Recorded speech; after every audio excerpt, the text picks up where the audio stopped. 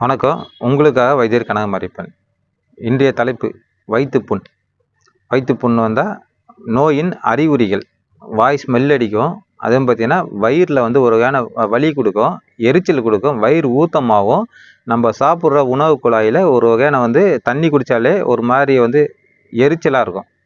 இதுக்கு தேவையான பொருள் நம்ம வீட்டு பக்கத்தில் புங்க மரம்னு சொல்லிட்டு இருக்கும். அது உங்களுக்கு தெரியலன்னா கூகுளில் செக் பண்ணி பாருங்கள். அந்த மரத்தை போட்டு அந்த இலையை, அந்த மரத்துலேருந்து இலையை வந்து ஒரு 5 இலை கொழுந்தலை எடுத்துக்கணும்.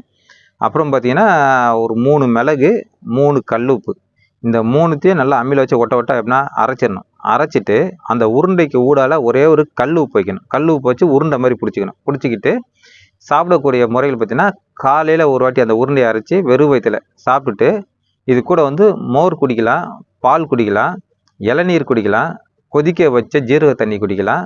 அப்புறம் பார்த்தீங்கன்னா எப்படி சொல்கிறது, நம்ம நார்மலாக வெது வெதுப்பான தண்ணியும் உள்ளே வந்து நம்ம உள்ளே வந்து குடிச்சிக்கலாம். அந்த உருண்டையை சாப்பிட்டு இந்த தண்ணியை குடிக்கணும்.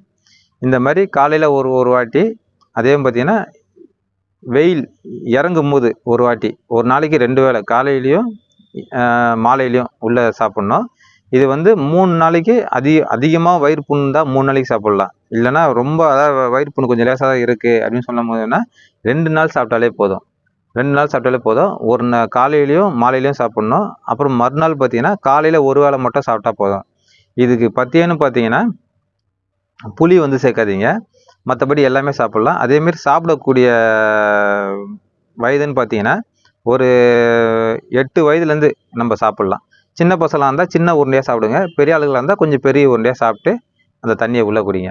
இது சாப்பிட்டாலே வயிறு புண்ணை வந்து